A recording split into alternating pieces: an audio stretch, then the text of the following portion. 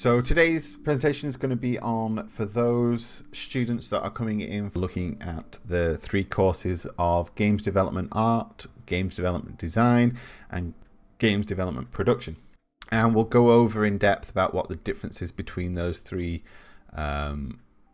courses are and what's the differences between them. As we said, my name is Matthew Novak. I'm the course leader on Games Development Art course, and we have Dr. Duke Gledhill, who's the course leader on the Game Development Production.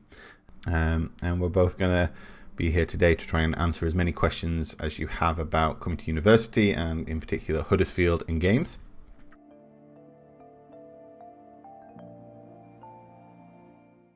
So why would you study games in the first place? Why would you want to study games? So games is very exciting. For a lot of us, it's our hobby. It's the thing that we enjoy the most. Diving deep into a game and getting lost in that world, or getting lost in its mechanics, or being enthralled by its characters, whatever it might be, is that we all like games for different reasons. And wanting to take that passion and bring it into a career is something really that a lot of people want to do, and it's really exciting when you can do that. So what are some of the things that we need to make sure that we have in when we're studying games? And that one of them is to learn both the practical and the theoretical. So a lot of you might be studying games at college, or you might be and within that course you might be doing a lot of practical stuff, so learning 3D, say, so like learning 3ds Max or learning Maya, or you might be learning a game engine like Unreal. And that's great, and we'll continue to do a lot of that practical learning. But to underpin that learning, we need the theoretical. We need to understand why it is that we're doing a particular thing, not just how you build it, but why you build it in the first place. So for instance, we've got a little image from Kyle, which is of a character, and that theoretical underpinning of character design is things like anatomy and proportions and design, shape, language. So if we have that theoretical underpinning, we can apply that practically in lots of different styles and processes. So that's one of the things that's really exciting about games, is that when we build games, we're building it for lots of different audiences, so we need to know how to build things in the right way. As we're learning to study games and game development, we need to have industry relevant skills at the back end of it. By the time you graduate, you need to be able to get a job within the industry, and you need to have the right skill set that industry is looking for. So that's one of the things that you'll hear throughout this presentation, that we focus quite heavily on industry support and industry input onto the course. We also try and make sure that you work with all disciplines, so whether it's art, whether it's design, whether it's production, that you have a clear understanding of the entire pipeline, because it's all well and good being a character artist and building very pretty characters, but how does that fit in with an animator? What does an animator need from you to be able to work correctly, and what does the person putting it into the game engine and the programmers need from you to be able to actually work in the right way? And that kind of comes quite nicely into the entire production process, is that you'll work through game jams and team projects with programmers, you'll work with designers, you'll work with artists. You'll have a whole host, you'll get to understand how each of the different skill sets intertwine to be able to build a game from the ground up. And then transferable skills.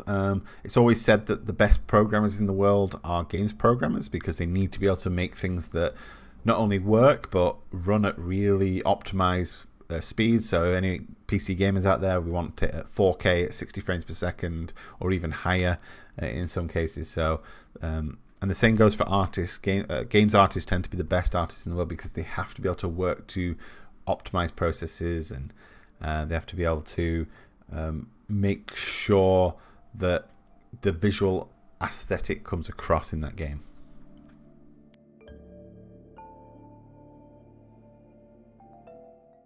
So if you're interested in studying games, here at Huddersfield we are looking for 120 UCAS points. So that's the equivalent, if you're at A-level, of BBB, or if you're at BTEC, that's the equivalent of DMM. Or if you're something like a UAL, make sure that it's the equivalent of 120 UCAS points. We also ask for GCSE English and Maths at grade 4 or above, so this is to make sure that you're going to be okay on the course, because game development, even if you're going as an artist, it can be quite technical. So making sure that you can be okay with that technical side of things, and then the writing of reports, your dissertation, the academic theory, making sure that you can be okay with that. So as long as you meet those requirements, we're good to go. If you're in a position where you want to try and top up your UCAS points, so we do accept a couple of UCAS schemes. So if you want to look at the progression module, this allows a student to access an extra 12 UCAS points, or we also have the Head Start Huddersfield scheme, which allows you to access an extra 8 UCAS points. There is a link at the bottom of this slide which gives you a little bit more information about all those schemes. So if you're looking to top up UCAS points, it might be worth having a quick look at these.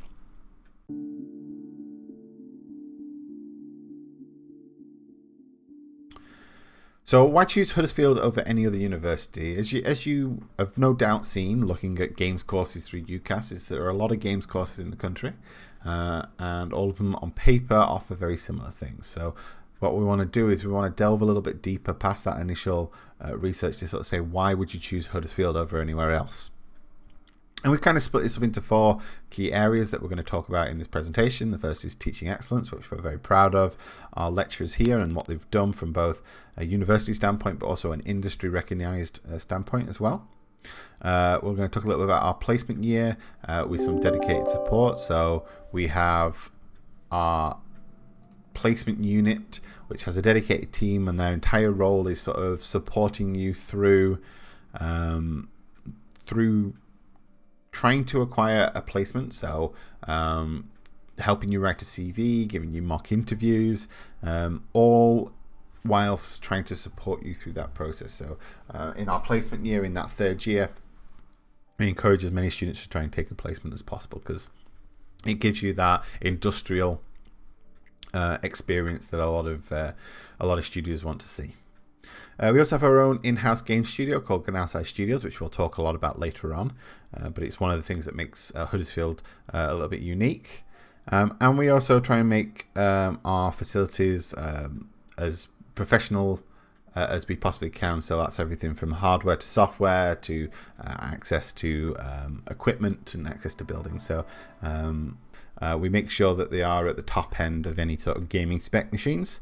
In terms of software, we're going to make sure that you have industry standard software, so you have access to all of the standard tools. So whether you're coming in fresh, never touched a piece of 3D software, you'll have access to 3ds Max, Maya, Blender, whatever it might be. But in terms of, we get asked this question a lot, of what software do we use? Are we Max or are we Maya?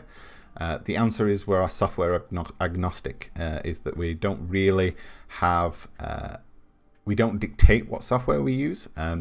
In terms of teaching though, we are 3ds Max. So myself, my colleagues Daryl and Ashley and some of the others, they are Max users. So a lot of the examples and the process that we show will be in 3ds Max. But if you want to use Blender or Maya or whatever other tools, Silo, Rhino, there are a lot of 3D packages out there and other things, is that you may use those, as we don't really teach software, we teach process. And the same goes for other pieces of software. If it's industry standard, we try and incorporate it into the teaching. So we're currently incorporating things like Substance and ZBrush, and looking at other technical processes as well. As we're saying, one of the first points there is teaching excellence. The university itself has the TEF Gold Award, which is Teaching Excellence Framework. And this is the way I like to think of this, is if you remember the Nintendo Gold Seal of Approval on the N64 and the SNES days, is that this is almost like the equivalent of that, is that the university has got the stamp to say that teaching comes first for the Huddersfield staff. We can also then go a little bit deeper, and we can say, what's the recognition from industry itself? So we have our Grads in Games Awards, and this is an industry recognized award that has Academic of the Year. And in 2018, my colleague Dr. Daryl Marples won it, and last year, in 2019, I was won it. And it's sort of a recognition from industry that we're pushing our students with industry relevant skills, and it's great to see that teaching standard is part and parcel of the DNA of Huddersfield. This is a slide that we use to sort of demonstrate to parents more than anything, because usually students, potential students, they know the industry. They read up on Gamasutra and Kotaku and all these other places about the industry. It's a worldwide industry, but if there's any potential parents out there, or students want to show this to parents if they're questioning whether games is the right choice, there's a couple of sites, gamesmap.uk and gamedevmap.com, which actually show all of the different game studios around the world and how densely populated they are. As we said, that the games industry is worldwide, and it's ever growing.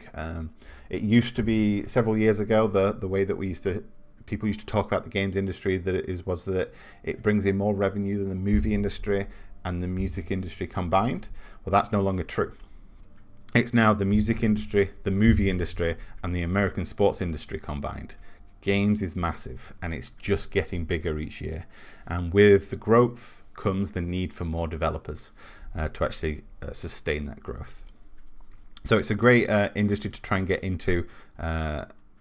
Bringing it more local, though, towards Huddersfield and Yorkshire, there is a thing called Gamio, which we are part of, which stands for Game Makers of Yorkshire.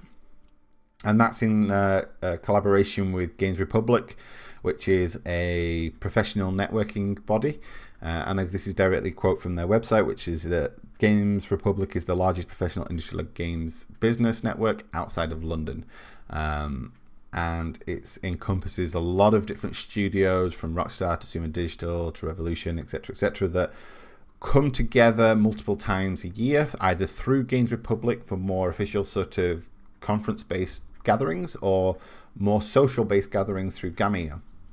And it's great to come together and talk to the industry, get some acknowledgement about what the current trends are, what the industry are looking for from a graduate, and the staff at Huddersfield. We constantly try and keep on top of keeping in touch with industry as much as possible.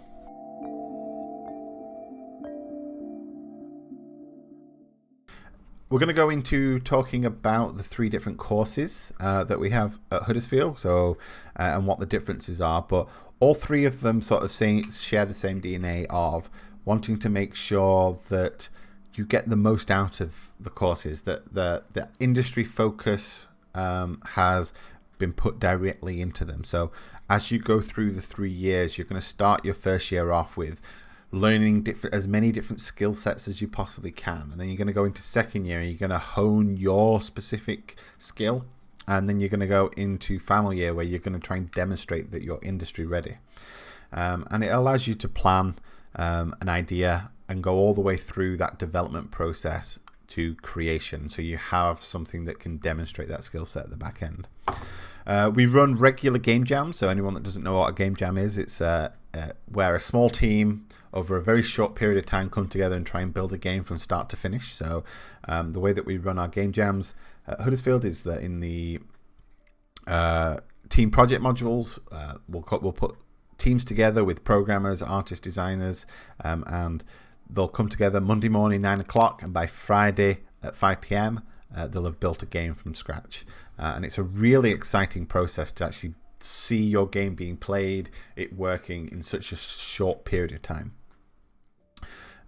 We also run a guest lecture series that changes every year, but depending on which industry vets we can get in to come and talk to our students. But we also want that connection, that networking to be throughout. So by the time we get to the end of final year, we run our end of year showcase, which is where we invite industry to come and look at the work that final years have produced.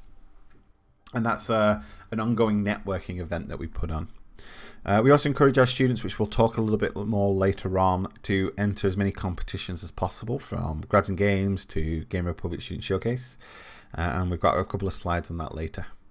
In the top right, you can see we've got these screen skills, and this is an accreditation body that looks at games courses or media courses to make sure that the graduates are being taught the right thing to be work ready. And all of our games courses have this Screen Skills Tick Award. So it's something to look out for.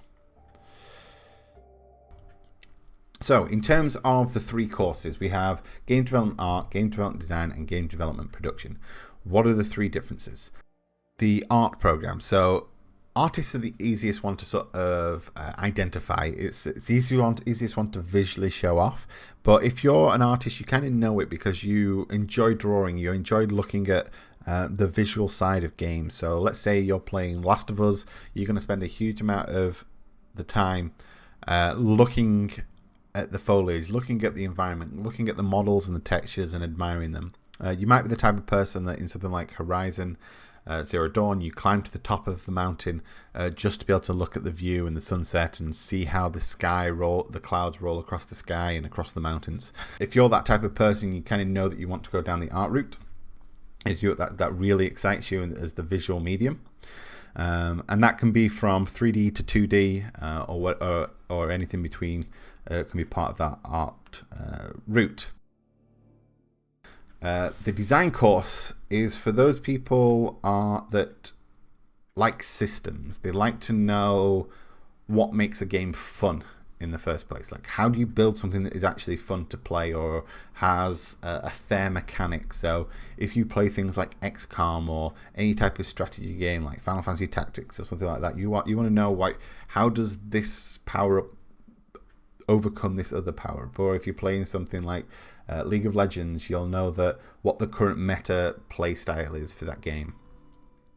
So a good example, it's quite difficult to show design in a visual medium, but we've got one here by Niall Crabtree, which is one of our second year students, that he enjoys building board games as well because it allows you to explore the game mechanics. You have to expose all of the rules of the game to the player so that they understand them. Like in a computer game, you can hide some of those systems behind the scenes, but in a board game, you've got to expose them all. So actually, they have to all make sense to the user.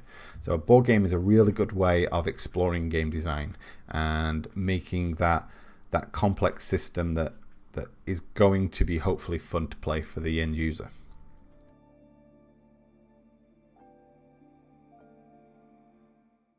Then we've got the production route. Now, this is for those that are a little bit more techie.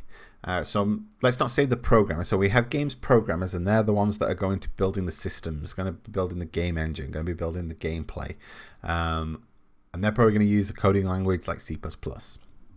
Production is for those that are between an artist, a designer, and a programmer. There's someone that likes to build out things. So I'd like to refer to the production one as the builders. So we've got a couple of examples. So let's say Reese Kuby here from this image. He's just graduated from our final year, and he's going to be going as a VFX artist. So he wants to know how to make particles work and interact. So the example we got here is he built a system for engines, so ship engines, so spaceship engines. So you can actually, he's exposed a load of particle parameters to the artist, so they can change the color, they can change the size, they can change the way that the engine works and looks. So he's built, using visual scripting, a system that an artist can use to make something look how they want it to look. We've also got maybe like a level designer. A level designer is an interesting one because you've got level artists that want to make a level look as pretty as possible, but a level designer is going to build an environment that works. So they're going to make sure that things like if you have climbable environment pieces, that it all interacts correctly, or if you've got ladders, that you can actually climb up those ladders, or if, let's say, you're building a first-person shooter like multiplayer game, is that you've got an environment that's going to naturally form corridors and combat zones so that natural conflicts occur, so that you can actually build that that gameplay through the environmental level design. So if you're a little bit more techie and you like that process of building, then maybe the production route. Now, the way that we structure the course is in the first year, we going to teach you basically a whole host of different things, give you exposure to as many different disciplines as we possibly can, because you might come in thinking you're an artist, but then once you get exposed to the more techie side of it, you realize you're a production student. So at the end of the first year, you do have the opportunity to transfer from one course to the other as you find your little niche. And that is part and parcel of the whole process. In first year, it's exposed you to the different disciplines. In second year, it's to develop the skill set in those disciplines. And then in final year, it's get to the industry standard level that you need. Try and find your little niche and demonstrate it to industry. So as a summary, it's practical and theoretical skills. It's as much input from industry as we can in building these courses. Learning support in terms of academic, but also tutor drop-ins and things like that. We have an optional placement year that is supported by a placement team, and there is an opportunity to either go into Canal Say Studios or on our EPY program in a placement year, which we're going to talk about next.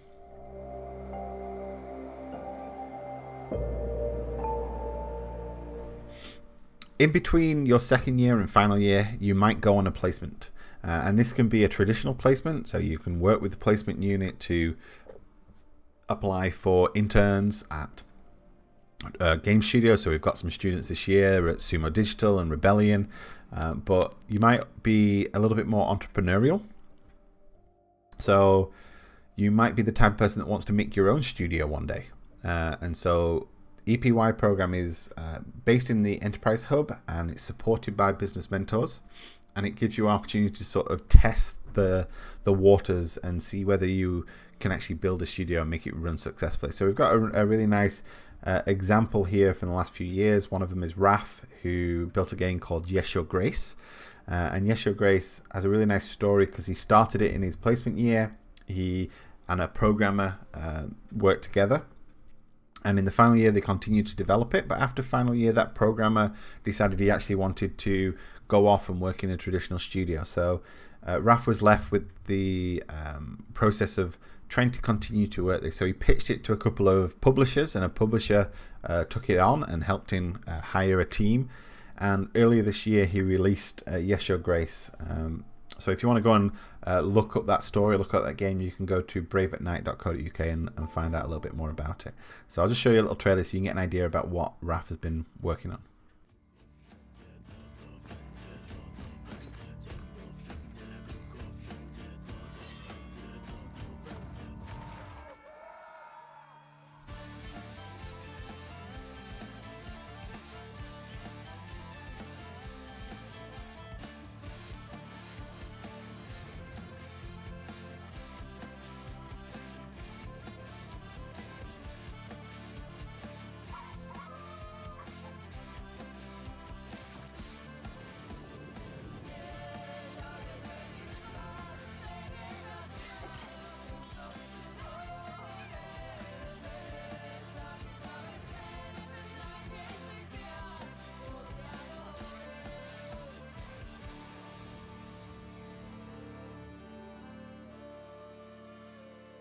So that was Raf's game, Yes Your Grace. And you can see it's a really nice achievement to actually building his own studio, and I'm pretty sure that he's now taking the successes of that and working on his next title.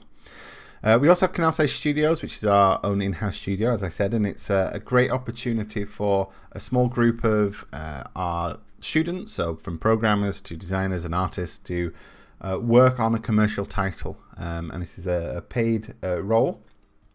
And we've had some great successes in the past, from Pocket Galaxy, which was an iOS and Android sort of clicker, to Flux 8, which is sort of like a platform puzzle game where you play the role of two little magnets, one called Tess, one called Newt, and you have to use your repel and retract powers to be able to navigate this environment. And that's on Steam and did really well and was part of the Yogcast Jingle Jam bundle last year, and actually bit earlier last month was released on Nintendo Switch. So a really good opportunity to go and look at what some of our students have been working on.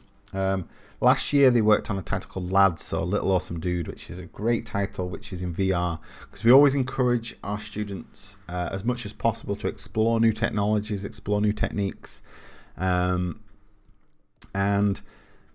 the VR title that they wanted to make was really quite interesting, because it was like a game within a game. So you start the game in your mum's basement, and you have to, it's sort of like a sandbox, sort of explore the world, the environment. You can play with some dart, you can play basketball, there's a little arcade machine in the corner. But as you explore, you find these little mini figurines, these little statues, and as you place them on a table, they come to life, and you can then give them orders to go collect resources, and the more resources you have, the more things you can build, and then you can send your little lads on adventures into dungeons and fight creatures, and it's a great little experience that showcases the technical achievement of working in VR. This year's team are working on a title called Mira's Tale, which is a little navigational platformer, we'll call it, where you have to traverse the environment with swinging and gliding. I'll just show the trailer to give you a nice idea about what they're working on.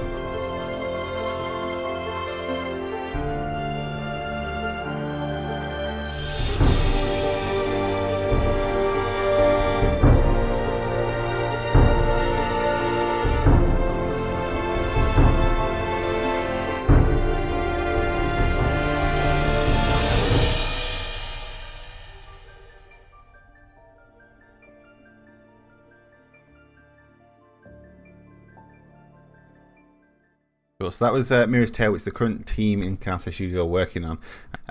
The team in there are working extremely hard to demonstrate what they are capable of. So this is a team that are in their placement year, so in between their second year and final year. These aren't even graduate level yet, and so they're working on trying to demonstrate that they understand how games are being built in the first place. And part of the cycle, part of the process of university is that at some point you might need some support. So we've got a whole host of support teams in place to actually help you through the course and through your time at Huddersfield. So anything from technicians that are there to help support with hardware and software, to we've got on the first floor of our building, which is the Spark Jones building, we've got our student support office and student guidance office. And both are there for supporting students. So the way I like to think about it is that the student support office is there for anything to do with the course, anything to do with the university in general, so processes, timetables, room allocation, things like that. And we have the student guidance team that are there for everything from academic writing support, how do you write with APA 6 referencing, all the way to mental health support and sort of getting yourself feeling comfortable at university. So the team is there to help and support you if anyone needs it.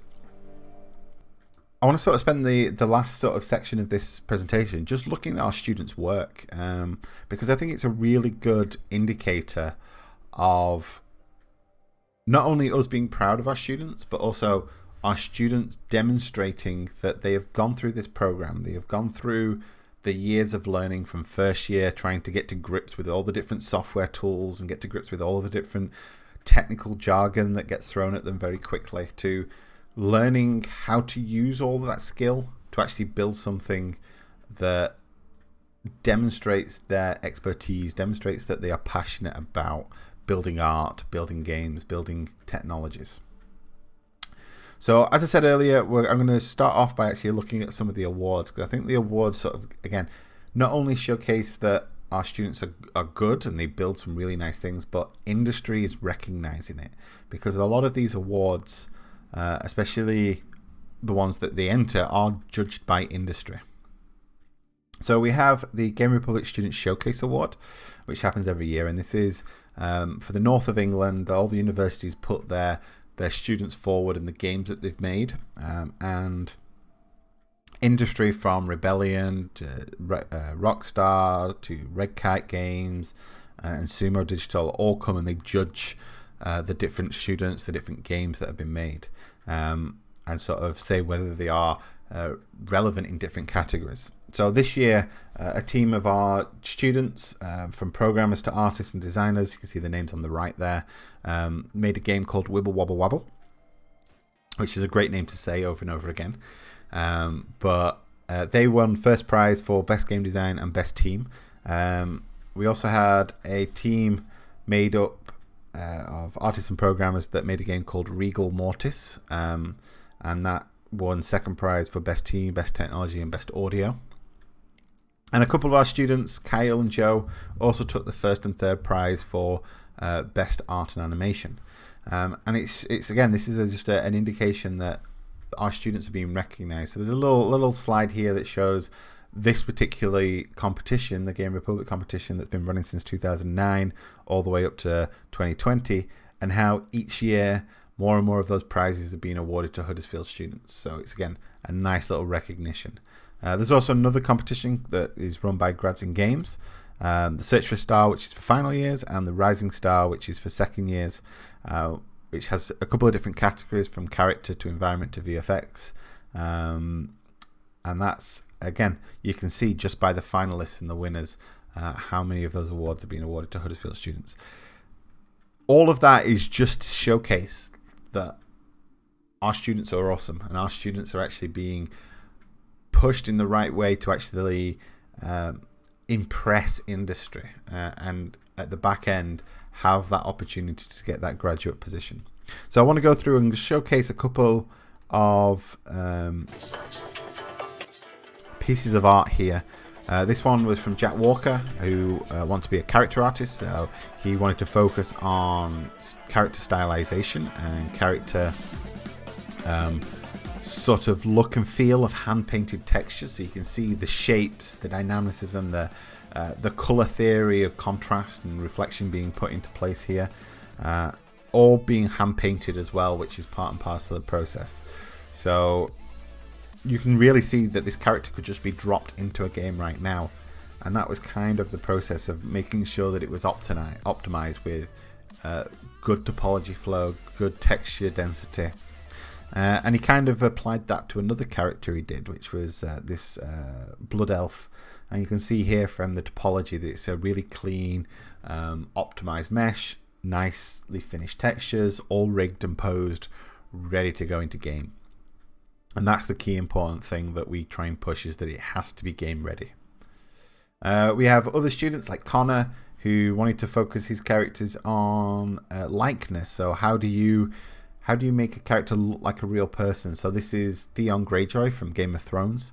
But not only how does it look like the character, but can you then stylize it but still keep that likeness? So he wanted to give it sort of a dishonored sort of characterization, but still keep the likeness present. So it was a really nice challenge that he'd set himself to actually achieve that. And at the same time, he's building other characters for his portfolio that demonstrate other skill sets. So this is making sure that you can showcase some stylization, some stylized characters. So with this steampunk bunny sort of character that he did. And we can go and look at some of Kyle's work. So Kyle, as we said, he won the first prize for the Game Republic award. But his challenge for this one was actually quite interesting. He wanted to do stylization. He wanted to say, can I take an anime style character and can I translate it into a 3D Pixar style character? And I think he did a really good job here of that translation, and actually the readability of the personality of that character really comes through in the final thing.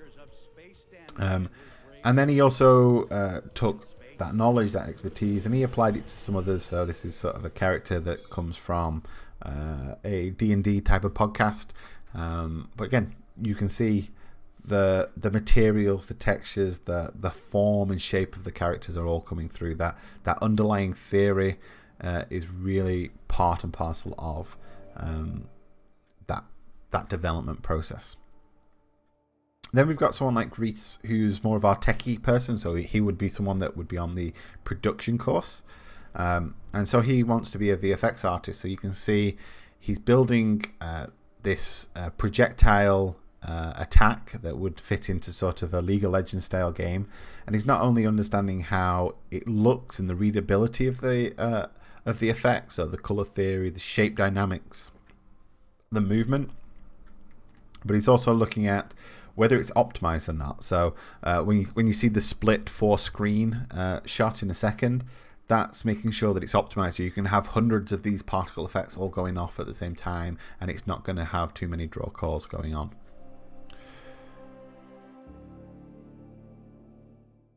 Then we move on to someone like Sam. So Sam, he built this environment, and it's a really nice environment with lots of little nooks and crannies and little rooms that go off to the side, and it's very much a cyberpunk style sort of neon environment. But actually what Sam really enjoyed was props and getting story and detail into an object. So building either guns or helmets, or in the previous scene there was a dishwasher, a washing machine that he spent a long time on making sure that it read right, that the characteristics of the use was being put into place. But like this pistol on the bottom right, for instance, when you start looking closely, it's actually a pistol that's been manufactured by a fictional Japanese company, and so it's got things like in the pattern of the grip, it's got the rising sun sort of to influence that sort of process. It's got some markings and characteristics that come from that background research into storytelling. So Sam spent a long time on prop design and getting that readability to come through. Then we've got someone like Joe Taylor, who's just graduated this year, who wanted to focus on environments, but in particular lighting and textures. And you can see here a couple of the examples of the pieces he made this year. So in the bottom right, you can see how an environment can actually be completely different depending how it's lit, what time of day, and the mood and readability changes, to looking at textures and how those textures interact with light. And are they part and parcel of the readability of the scene? So he did a couple of different pieces this year. One of them was this. So he did a couple of pieces. This one, which was based off sort of God of War, the remake, sort of looking at materials that can react to dynamic materials. So snow that sits on the top of these steps, and this stone, so it's the snow's only going to build up on one particular surface as opposed to everything. And you can see here he's done a great job of sort of getting that staircase, that stone, to look like stone and react in the right way.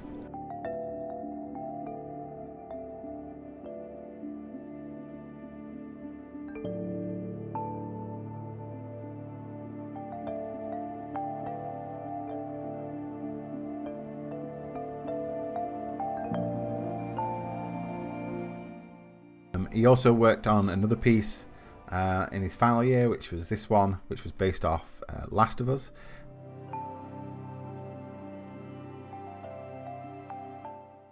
And again, he wanted to focus on lighting, drawing your attention to particular things, and not only that, but materials and optimization. So you can see in the bottom left of the screen, the pieces that make up this scene are quite limited. There's only a small handful of pieces, yet this is a vast environment, and this is what you need to do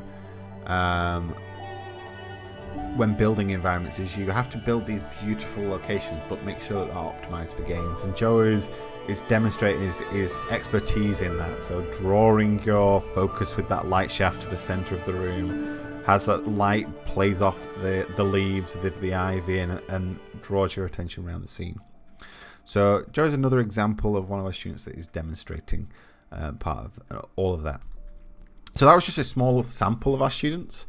I really advise, we've got a YouTube channel at youtube.com/HudUniGames that you can go look at some more of our students' work, and we'll post links to their art stations and their portfolios. But if you've got any questions, I've seen that some questions have been coming in the chat. But if after this session is over you still think you've got a couple more questions, you can always contact our marketing and recruitment team, either via the telephone number there or the email address, or you can still find some information at Course Finder, so hud.ac.uk/courses, and look for game development. We also have our HUD games team social media. So like I said, we have a YouTube channel, which I'll show you in a second. We also have a Twitch live stream that we do every Wednesday at 3 p.m. and we talk about lots of different things, from showing student work off to last week we were talking about how to write a dissertation, sort of advice for our students to be thinking about. We have an Instagram that we try and show work off, especially during the summer, once we can sit down and actually post some more work on there. And we have a blog at HudUniGames.co.uk that Duke runs. So there's lots of information there that you can actually go and have a look at. The YouTube channel here, so again, HudUniGames, there's a whole host of different videos that might be of use to some of you, especially looking at the course. So we've done some videos on the different modules that we do and sort of delving into them. We've got some videos looking at some of the games that they made during the game jams. We've got videos showcasing the awards. So there's a whole host of different videos that might be worthwhile going to have a look at for some of you. We also have this little PDF that hopefully Duke's will have posted the link into the chat. So if you missed any of the links there to some of our student work, or to the social media, or even to the telephone number and email address of our marketing and recruitment team, you can just follow that link and save that down so you can have access to those at any point. So make sure you follow that, and so you have that access to it.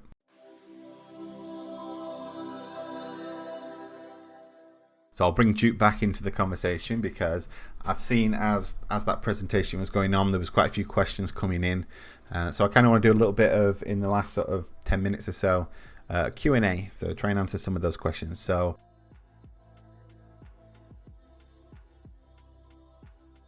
the first one I actually want to focus on was, I saw scroll past quite quickly, was about girls in games, and actually how games tends to have the reputation of being quite male dominated. And I actually think historically, yes, it does. If you look at the legacy of a lot of studios, and you look at a lot of the starting points of a lot of games courses, yes, they were male dominated, and you can't just deny that. But several years ago, the government in particular, and a lot of game studios around the world, took a big push to get girls into games. And I think it's paying off, because each year we see more and more girls joining the course, to the point where the new group of students that we're taking for Canalside, actually the girls outweigh the boys in that, for the amount of students that we're taking. And actually year on year, that balance it's getting very close to 50-50 now. I think we're probably, what would you say, about 60-40 boys to girls on the course? Yeah, 60-40, 70-30, something like that. It's definitely better in games than it is in some of our computing courses. I think they're still struggling with that gender balance, but we're a little further down that road, and it's really nice to see over the last few years the big push that's been made to try and balance that out a little more. Yeah, so I think it's great to see girls get into it, and I think they tend to bring a completely different viewpoint to game development, which actually is beneficial. You can see a lot of influence in even just Mira's tale.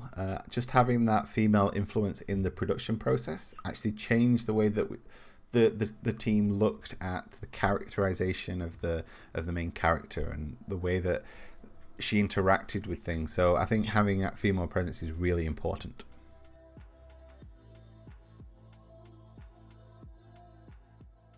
We had a late one, George, asking, which course is the environment design in? So again, so it all depends on, environment design usually implies art, so environment art.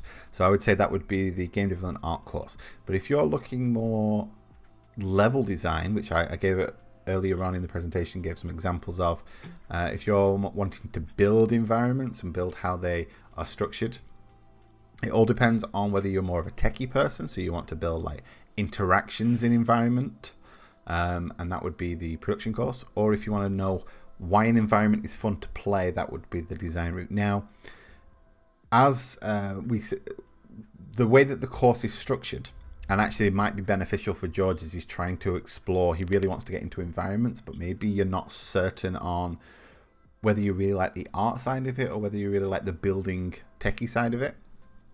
Is that what we allow is in the first year, we expose all of our students to all of the different disciplines. So from the art, from the design to the technical, to give you a really good idea about what each one of those disciplines needs. And then at the end of the first year, let's say you came onto the art course and you realize, actually, no, I really am that techie person that likes to build. You can transfer over to the production one. So it's not set in stone once you're onto the course. At the end of the first year, you can switch over if you feel like, actually, I'm more suited to that other role. So I would say, just from your description, it might be worth, George, are you more interested in the art side, the visual side of environment design, or you're more interested in sort of like the building side of it, making it fun to play? That might be quite interesting to know, so we can give you a bit more information. George has just responded, so we're going to answer that one. Okay, so while we've still got that in mind. So we've got it in mind. So more interested in building the environments. So like using things like Unreal Engine and Unity to build interesting play environments. That would probably be more on the production route. To a smaller extent, maybe the design would actually, if you're really interested in like sort of the ins and outs of how that environment works, but definitely more the production route there if you're not interested in the making it look pretty side of it. We can always make it look pretty afterwards with some VFX. Yeah, use some VFX and some scripting magic to make it look pretty. Some shaders. Shaders are always good to actually make things look good. Yeah.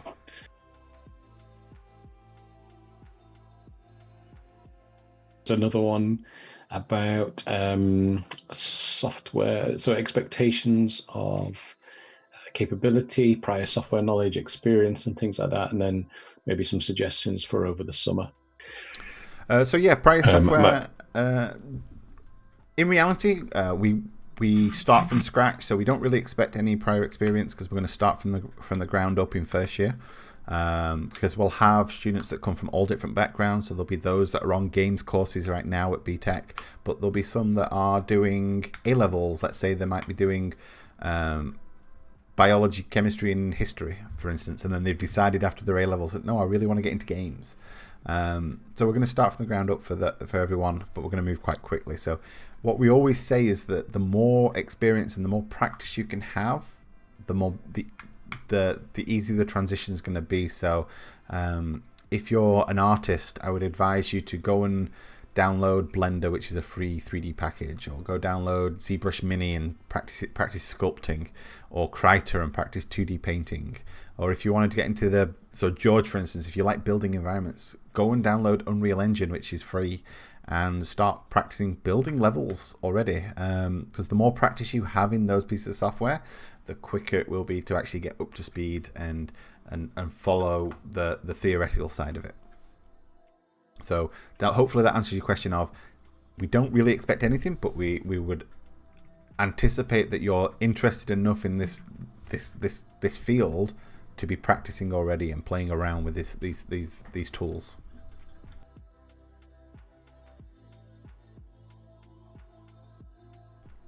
There was a brief one about is a portfolio required for interviews, I suppose.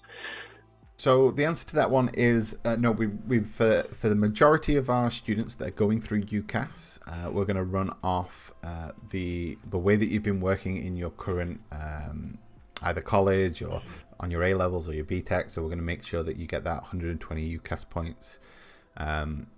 But there will be some of you in the chat and some of you watching that might not fit that mold. So you might be a mature student now, or you might have left university to college and you didn't meet those point requirements. Now that doesn't mean that you can't get on. It just means that you have to go through a slightly different process. And that process, it might be worth giving our marketing and recruitment team a quick message and let them know your situation. And that process might require an interview and a portfolio to see whether you are passionate about this. Are you working already to build environments and characters of games that you can demonstrate? And that was where your portfolio will come in.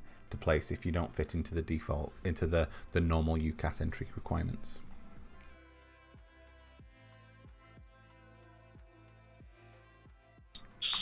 How much do we focus on 2D art? Now, actually, you'd be better placed to answer this, Matt, because I tend to stick on the prototyping side. So it was how much do we focus on 2D art, such as pixel art, and learning the skills for those?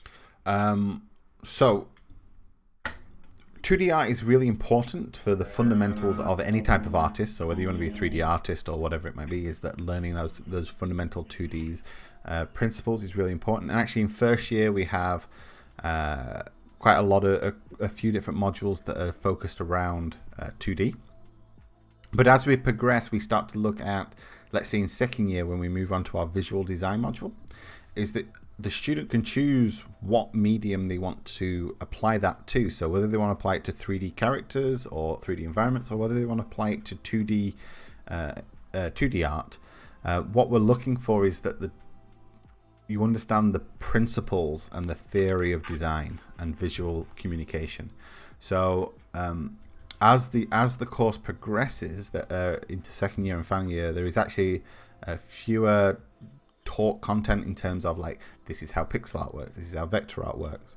That exists in first year, and in second year it's all about the big broader explanations of color theory, design theory, compositional theory that take place into, and then how do you apply that to any medium, whether it be 2D, whether it be 3D, whatever it might be. So it is really important, but it's not the focus of the course. Yep. If anyone is actually, this is one thing I do quite like to tell student applicants, if they want to be a concept artist, a very specific job requirement, a very specific skill set, this is not the course for you. You want to go on a fine art course and learn traditional art skills. But that is only for those that want to be concept artists, a very specific job role. So if you fit that criteria, that's what you want to be looking for.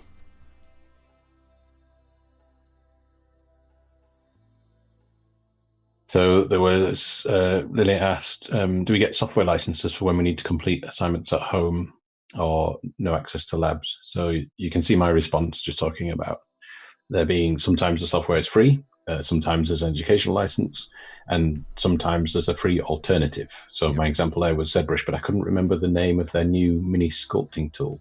A ZBrush Mini. Is it?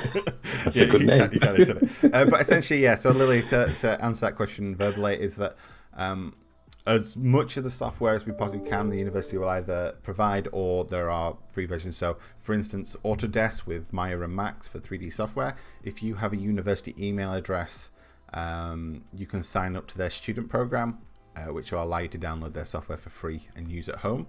The same goes for other pieces of software like Substance, is that there is a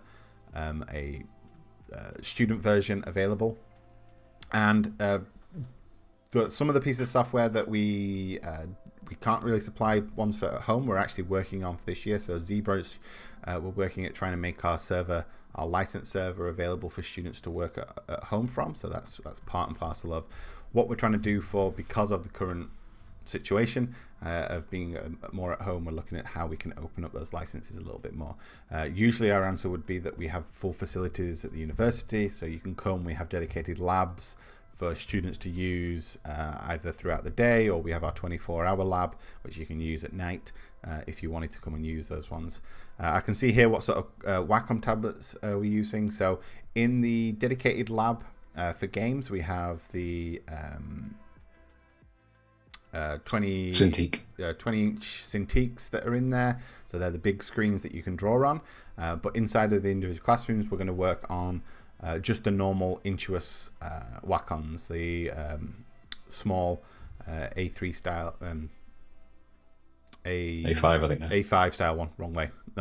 So they're the ones that we have to either lend out from the technicians, or we'll bring to class to use in as much as we can. So that's essentially what we'll be using.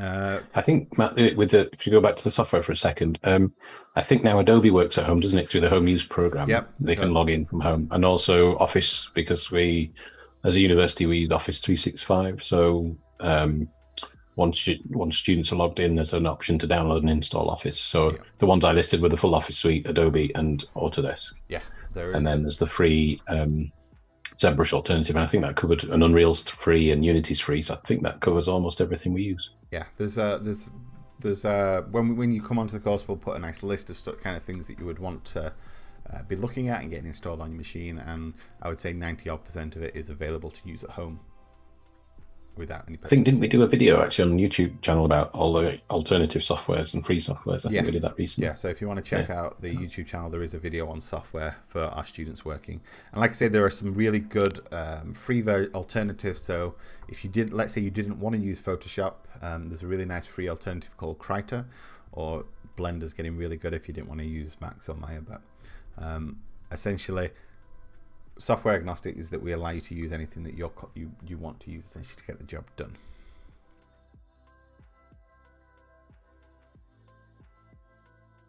Software we teach process, that's true. You can jump on any browser, go to YouTube and learn software. And it's not really about that. It's more thinking about the process, and you can give anyone a pencil and a piece of paper, but learning to draw, there's a lot more to it than that, isn't it, in terms of process and theories. And I mean, it depends on the module, but we go into all sorts of things, from some color theory in an intro that on that side of things, and then for my side of things and prototyping, we're looking at variables and functions and breaking those down and why we choose different routes. So different routes to create the solution. So it's not really, yes, to begin with, it's here's the button to add an asset to the engine, and this is the button to play the game. But then it's right, well, now how are we going to do the thing we want to achieve? How are we going to get the prototype working from those original ideas, and what's the best way, how optimization and efficiency, and thinking about different ways of approaching problems. But there's a more specific one after that, Matt, about, do we teach him one piece of software, 3D Studio Max, and then experiment at home? Yeah, so the way that we tend to run is that we want to show this theory, we want to demonstrate examples of how you would, how a polygon works, how a normal map works in 3D.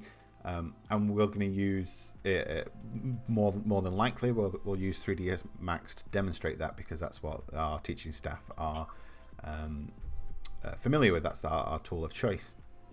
But if you want to then take that theory and apply it to Maya or Blender or whatever it is, that's completely up to you. It's always up to the student, but sometimes it is easier if you've never used a piece of software before to stick with 3ds Max and sort of follow along with the teaching process, just because it becomes part of it. But yeah, we'll be showing that theory, and then you apply that to the piece of software of your choice. Usually in software, especially 3D ones, is that all the tools are identical from software to software. They just might name it something slightly different. So for instance, off the top of my head, in 3ds Max they call polygon smoothing groups, but in Maya they call it hard edges. So it's the exact same tool, but they either call it smoothing or hard depending on which software you're on.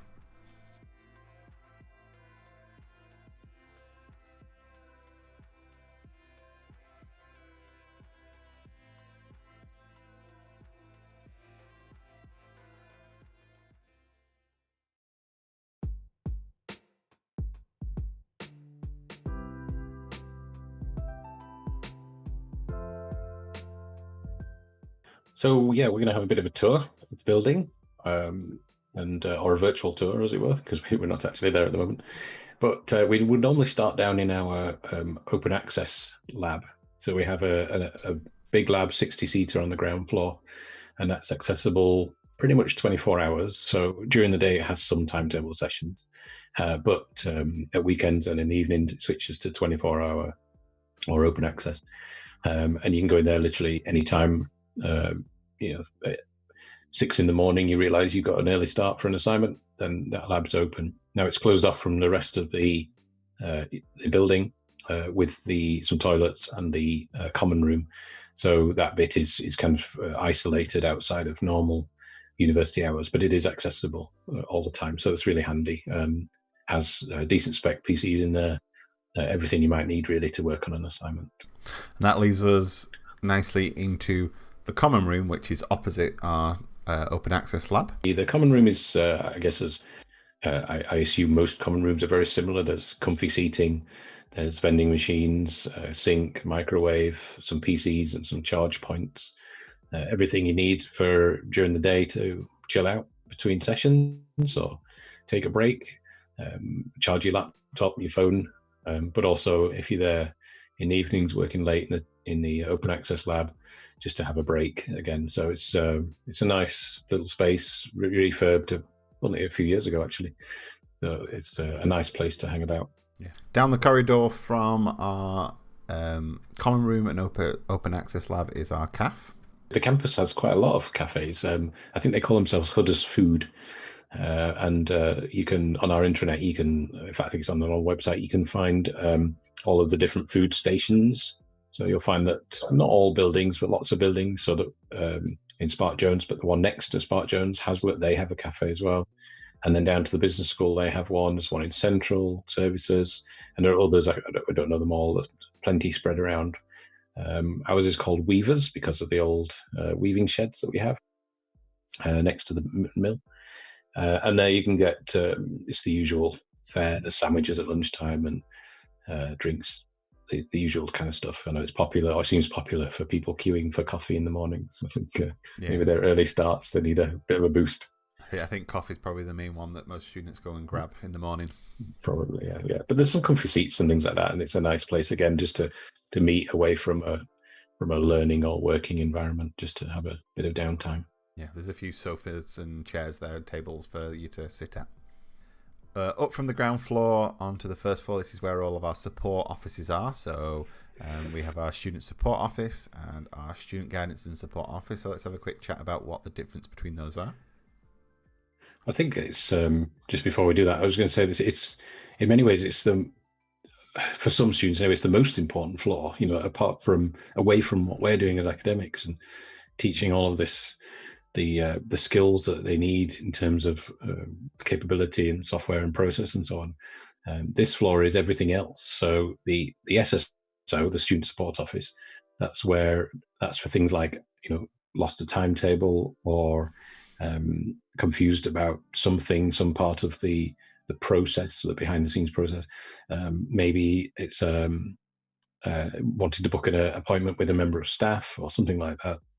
So they're there as like a central point of help, if the face of the university, the first place to go if there's any confusion or worry, as opposed to the SGSO, the student guidance, who are there more for guidance. So things like they cover everything. So they cover disability support, they cover things like academic skills. So students having trouble with writing in terms of writing in an academic vernacular or referencing. So we use an APA 6 referencing style, and a lot of students that's a different language, a whole different language, APA 6. So the support there as well, the support if something's happened and a student is struggling in some way, there's like a back on track type service. And they can also then, so that's local to the school, but they can also suggest more detailed or in-depth support that then comes through central services. So they can refer you up to central services if there's something more serious. So it's a really important floor for a lot of our students away from that kind of traditional learning environment. Also on the first floor is our placement unit. So this is a dedicated team that are there to help support our students in preparing for a placement year. So everything from helping with CV writing to mock interviews. So there's a strong history of the placement unit, which hopefully Duke knows a little bit more about. Well, I think we're really lucky actually in our school or in our university even. Quite often universities have a central generic placement unit, whereas we're, as I say, really lucky because we have them school specific. So we have a dedicated team. So there's Fran and Dan and the rest of, I think there's about 4 of them in there at the moment. And their only role is placement. So they help with, as you say, writing a CV in the first place and accessing placement opportunities. So we have a system, an internal system where companies say I've got this placement opportunity, and it goes on there like a bit like a job site, and then students can apply. And the team then will help, as I say, with the CV. They will help with the covering letter. They will help with mock interviews. And they do that. It's not generic mock interview advice. It tends to be specific to the industry or the company. So our placement team are award winning. They've won several awards over the years. So they're extremely good at what they do. They are for the whole school. So they cover engineering, music, tech, and games. So, it's very busy. I know they have peak times of the year, but they have a lecture series as well in second year. So once you arrive in second year, you're not just kind of left to it. They have a lecture series on how best to present yourself and so on, and find these opportunities.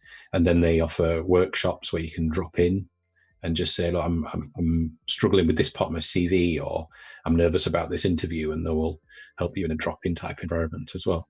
So as I've said a few times, I think we're really lucky with the service that we have local to us in school. I think the students benefit massively from that. Make our way up the Spark Jones building to the 4th floor. This is where we have our research hub, which is for postgraduate. Most of the 4th floor, a single point for all our PGR, so postgrad researchers, to be based. So they have their own, it's swipe card access, and they have their own kitchen, their own relaxation spaces, and then they have a hot desking type environment, and they've got interview rooms. And it's a really nice, pleasant place to be, often very quiet with all the thinking going on. But, for our applicants coming in now thinking about their career aspirations, some will be thinking, get the degree and get out into industry as soon as possible, or form their own company. But some might be thinking, yeah, but what's next? I'm not done yet in that learning education type environment. There's more to be done. Some research, maybe some taught master's type of provision that we have, particularly for our computer science type students anyway. And, is there something more that you're not done learning? That's what that space is for. So some recent examples might include VR and inputs for RTS, for example. So if you're playing an RTS game with a mouse and keyboard, we're very used to that. But if you shift that into VR, how do you now do the control mechanisms for that type of space? And there can be everything from navigation type work in games, lighting and sound and things like that for navigation, or it might be inputs, it might be VR, it might be something more technical, it might be something more arty. These are things that will, for you to kind of think about as you progress through the degree, and particularly in final year when you've got a dissertation, and you might start thinking, this dissertation there's more here than I'm really interested, and I'm not ready I don't want to work yet. I want to solve this problem first before I go into industry, because it might give you another leg up or a notch on the belt, whatever. A recent example was a programmer in this instance, but looking at grammar systems for tree growth, that gave him another point on his CV to be able to then go to a games company and say, well, look, I can do this complex computational exercise, and it's going to be useful for you in this context, this game with trees in it, let's say, as an example. So yeah, it's as academics, we're all interested in the research aspect of things, so we're always going to bang on about it a little bit, about how interesting we find the research and opportunities for research. But for some of you, it will be of interest. Still on the 4th floor, opposite the research hub, we actually have Canal Side Studios, which is our own in-house studio. And this is a commercial entity that is a dedicated space for a small number of our students. Back in, 2006, 6, the idea was to set up this commercial enterprise, this commercial studio. And they entered the Dream Build Play, which was a Microsoft global competition, and they got joint second, I think it was, with Yoho Kablamo on the Xbox Live Arcade eventually. And the it basically grew from there. So then it was the design course matured, and we mixed. So we had about half programmers, half designers, and it went through different phases. So it's a studio that employs these eight placement students, and they work in there for the whole year. They get paid. It's a commercial placement, mostly student led. In terms of what they build and what they want to build and how they progress. Matt and I actually are managing it at the moment, and we keep an eye on them. And there is some management. They build a commercial title that year for selling on Steam or iOS or Android or whatever it might be. And it's gone through kind of different iterations over the years. So it started off as building a few games, and then it went into more of a research focus and worked on some research projects with things like the West Yorkshire Fire Brigade and the Royal Armouries. And then there was a couple of years of some mobile development, mobile games. And then Matt and I took over in 2015, and we refocused back into this commercial game development. And since then, we've had some really fantastic successes. So, as I say, eight students a year taken from our games design and games programming roots. And we take artists, we take designers, we take tech people, we take programmers, and the goal is to make a commercial game in that 1 year placement. Yeah. I think the big thing for me about the studio is that industry continually tell us that they want graduates with experience of making a full game, and it's kind of a little bit of a catch-22. How do you get that experience? So this is just one of the several ways in which we try and meet that goal and that expectation of industry. Absolutely. If you think about, you go for that job interview and they say, have you worked on anything, commercial? And you can hand over a Steam URL and say, there you go and play my game. I think that's a huge advantage over other people. Yeah, recent graduates. I mean, it helps tick those requirements of industry. If you want a more in-depth look at the history of Canalside, we did a history look at Canalside on our YouTube channel, youtube.com/HudUniGames, which you can go and have a look at the Canalside. We'll link it in the description. So now as we move up the building to the 5th floor, this is where we do a lot of our teaching. So quite a lot of our game classrooms are on the 5th floor. So as you'll see from the footage is that they are just rooms full of computers.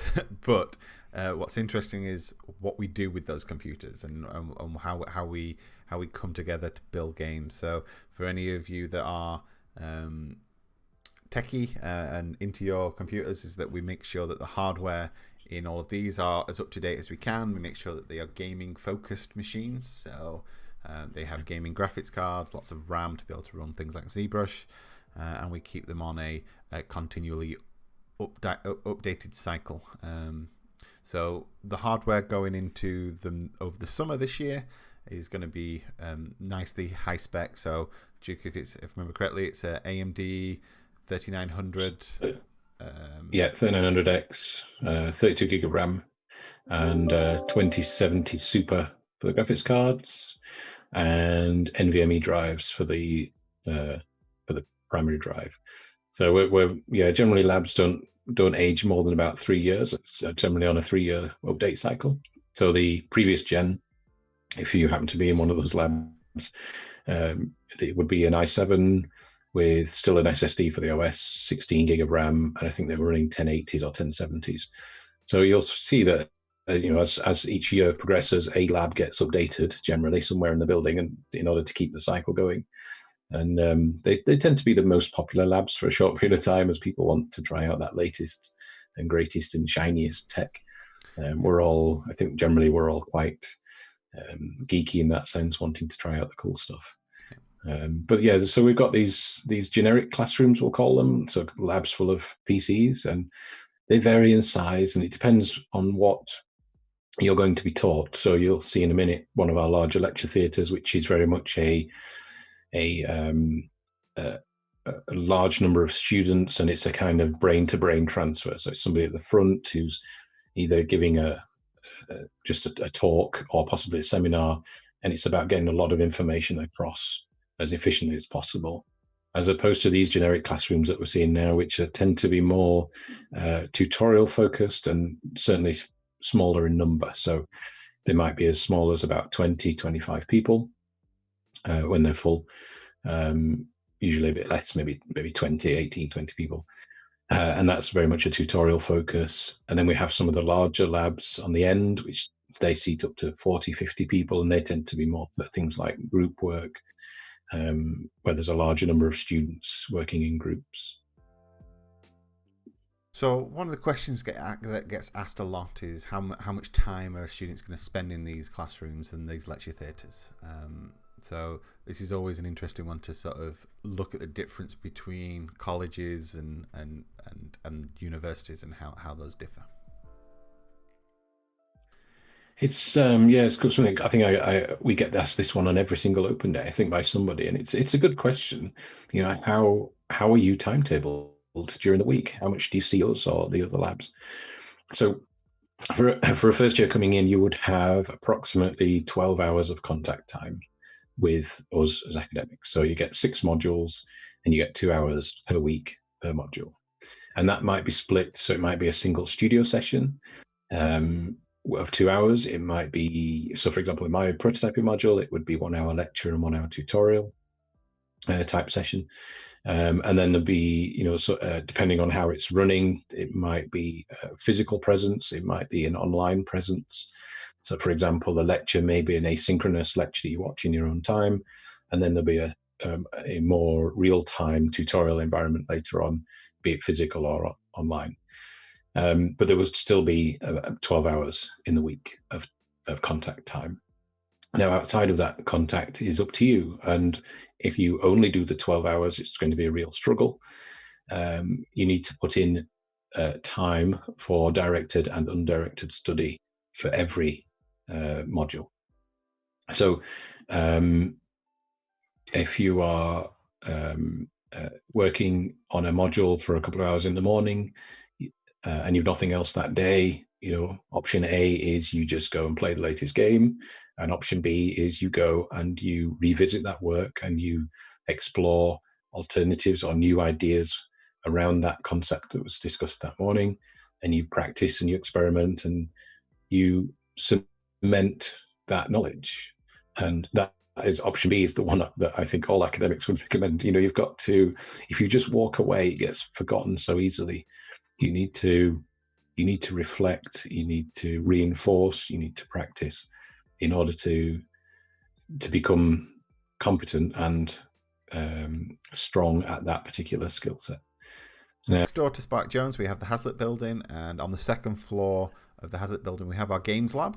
And our games lab is a dedicated space just for game students to go. So one of the things that came up several years ago was that we use very dedicated bits of hardware and software, and unlike other schools and other students, is that they can't really go and use the library software because they need very powerful machines. So we put the games lab in so that whenever a student needs a space that's off the timetable, not in a normal classroom, they can go and use those. So in there we've got the same sort of high-spec machines that we do everywhere else, and we also have the Wacom Cintiq, so they can come and draw, and it's just a nice dedicated space for our game students to go and work, and it's sort of blocked off from anybody else using. Yeah, it is. It's swipe access and game students only. As you say, a high-spec kit in there, and it's off timetable, so it can be accessed more or less all the time. It does get quite busy, particularly around assignment times, but there's usually space, and you can. It's worth mentioning actually that although this one is there all the time and is off timetable, students can access any lab in the buildings that they want to. We offer our outside of teaching. So if there's no teaching in that room, then just wander in and out as to use the facilities. But if there is teaching in there, we operate a kind of a red-green system.